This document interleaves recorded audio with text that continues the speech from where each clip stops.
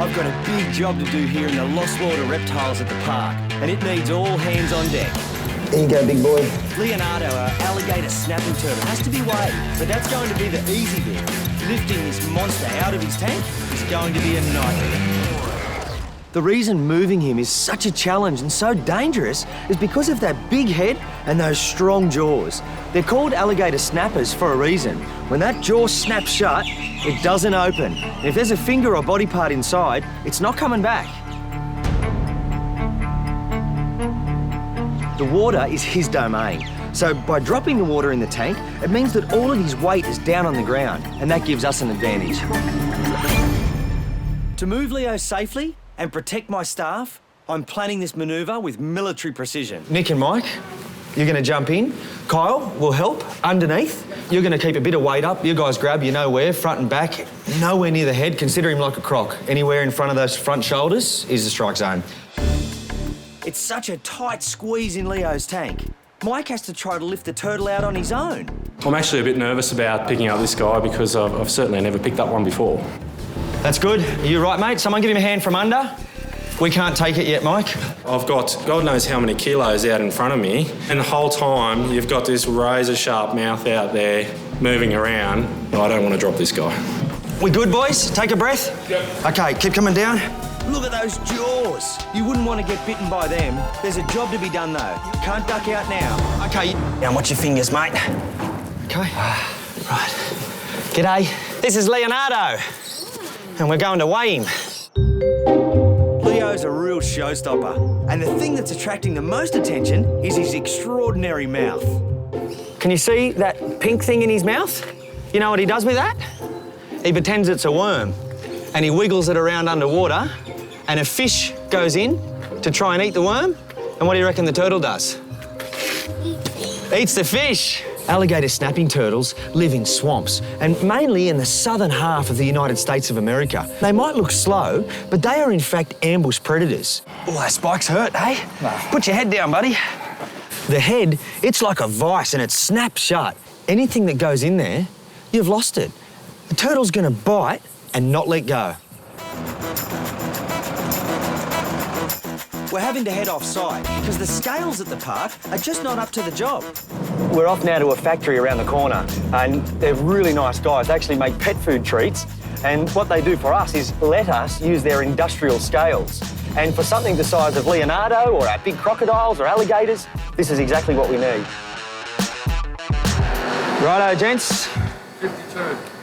I can't do a job like this without doing a guess-the-weight sweepstake with the boys. There's no prize, only glory for the winner. Let's hope he hasn't turned around. Thanks a lot, mate. Thanks a lot. We're on a mission to get our alligator snapping turtle, Leonardo, weighed. Got him, Johnny? Right. Got you. Right, 1, 2, 3, mate. Bob, watch your hands. I got him. Getting him out of the truck was hairy because it's not just the mouth you're worrying about, but him falling on the ground. Even that short distance, he does not bounce. All right. We've got a sweepstake going on between us. No prize, just the kudos of being right. The scales are pretty straightforward. We walk on there with him, take our weights away, and we end up with Leonardo's weight. Righto, off we up. Oh, 44.5. Where's that pad? Someone's 44. Yeah. I was 47. 47. Rodney! Well, you don't get a prize, mate, but you do get all the glory. Oh, I know, mate. Oh, turn that head around, please. This guy's a tricky fella to manoeuvre. And let me remind you, those jaws are strong.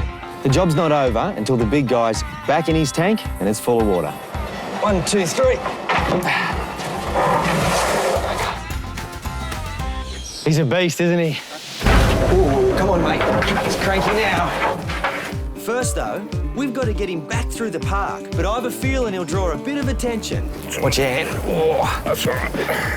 There's some tight turns on the way back to the Lost World where we keep Leo, and I don't want him nipping at anyone's knees, least of all mine. It's really rare to get Leo out, and our staff, the reptile keepers that care for him every day, it's like a once-in-a-lifetime opportunity, and they can get up close and actually touch him. We've got to make the most of that. Come on in, mate. Behind, around the back. You can feel his tail if you want. This is Leonardo. Look at that mouth, man, that's just brilliant. Apart from Leo's well-being, my main concern today has been safety. Now I'm about to give the park visitors a glimpse of just what those jaws look like in action.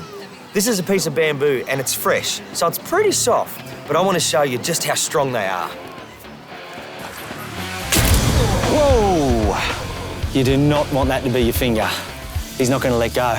Come on, mate. While he's out of his tank, it's a good time for a physical. Some turtles can get what's called shell rot. It wears down and can get infected, so time to take a look. He looks great, mate. That's perfect. No signs of anything. He's got both eyes on me. Right there, when I move, they follow.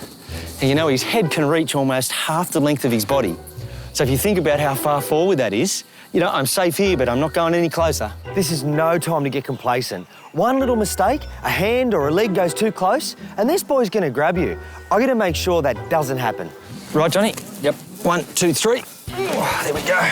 Getting him out of the tank was pretty tough, but the reality is, getting him back in, that's likely to be harder.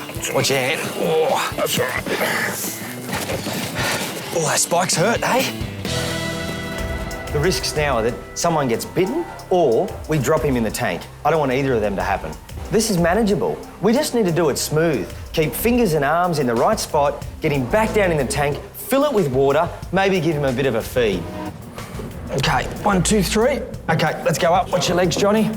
Okay, you take next step, then I'll come up. Hold him for a sec, lift. Yep. Okay, watch your arm, Johnny. Watch your arm on the side. You got him, mate? It's a really awkward position to be holding something in. It's like carrying a bag of cement with jaws. Hands away, Rod. Hands away. Yep, watch out, Johnny. Back a bit. That's good. His front arms might get stuck a little. Okay, Mike, and down. Good job, mate. That went really well. Leo might be having a bit of a sook now, but he'll get over that. A few yabbies will do the trick. We've got his weight, and that means we'll be able to monitor his health over the years. And the best thing is, everyone's got their digits. It was a good day.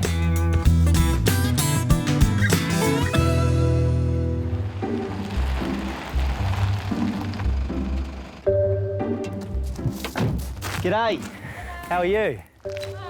The Reptile Park is glad to help the public where the welfare of wild animals is concerned.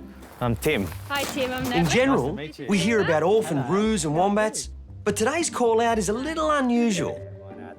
What do you think's in there? Well, they kind of make a squeaking noise. Rats, bats, mice, birds. Maybe baby birdies, perhaps? Now let's go and have a look. That'd be great, thank you. Come on, you gonna come? Come here, Mummy. Come on.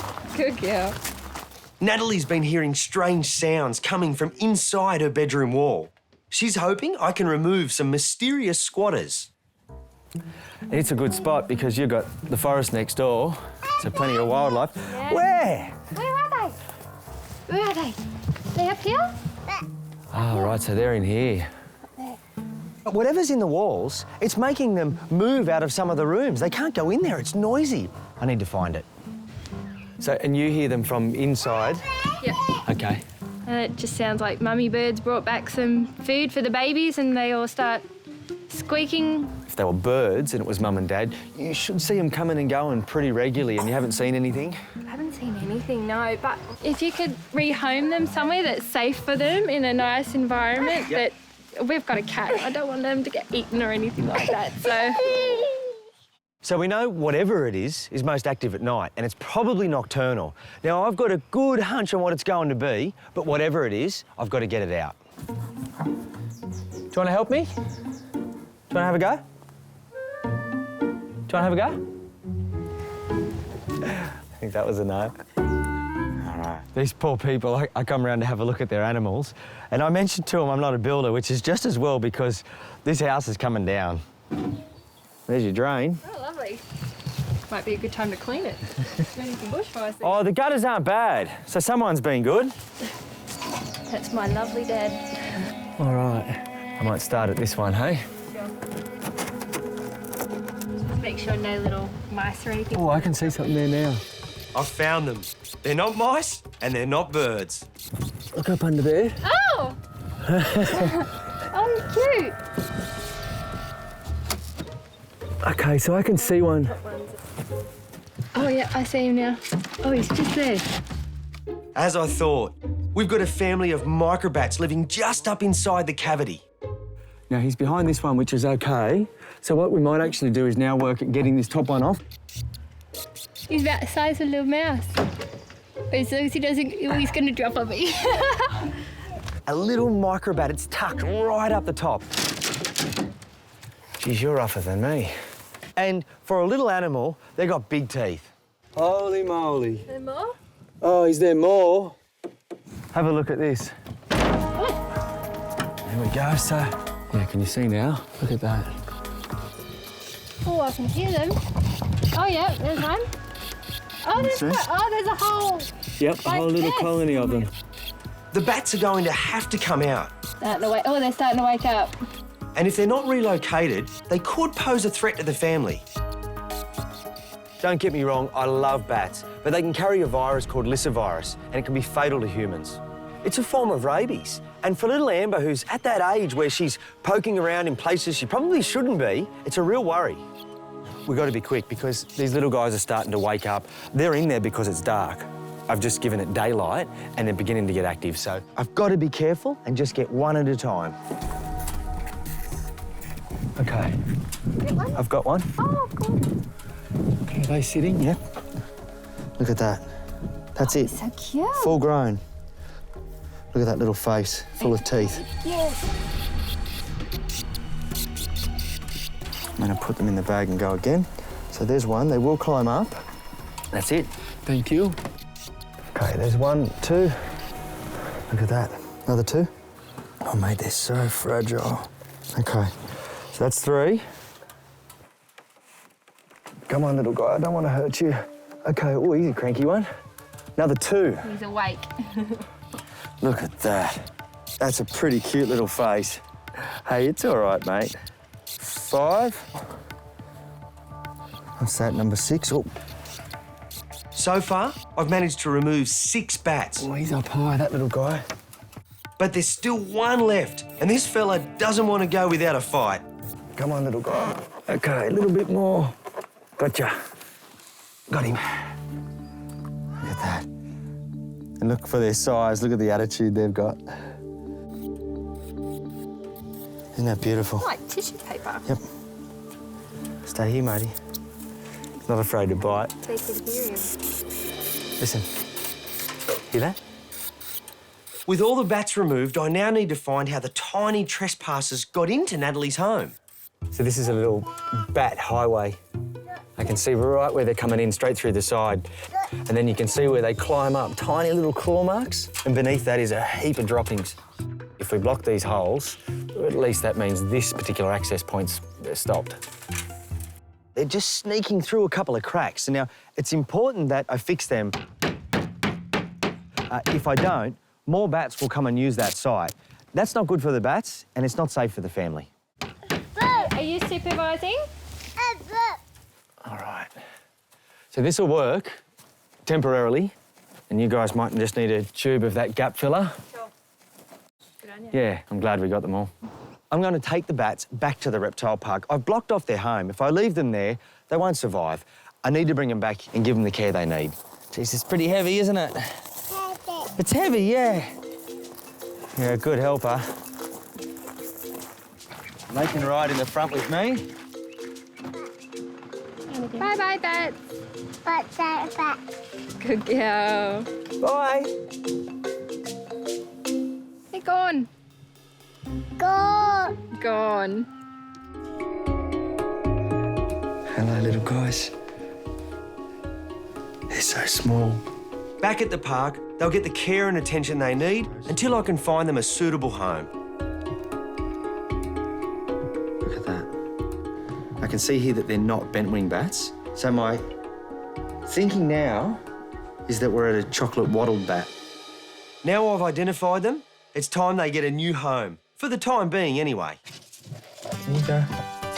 Bats like to feel safe. They're little, they're vulnerable. They're a little snack pack for an owl or a kookaburra. So when they hide, they want to be compressed, they want to be tight. So the things that I've provided there allow them to either get right up inside a beanie, to get in a dark box and tuck away. He is so cranky. Look at that, for a little guy, they sure pack a punch. Hey, I wouldn't like to be an insect. There you go, buddy. I want you to go up in there with your mate. Tucked up, safe and sound, I reckon it's time they got a housewarming present. What bat doesn't love a juicy mealworm? Microbats are insectivorous. That means they eat little insects. Now, I've got a bowl of mealworms and they'll feast on that overnight. Now, I'm going to keep them here for a little while and eventually they'll go back to the wild.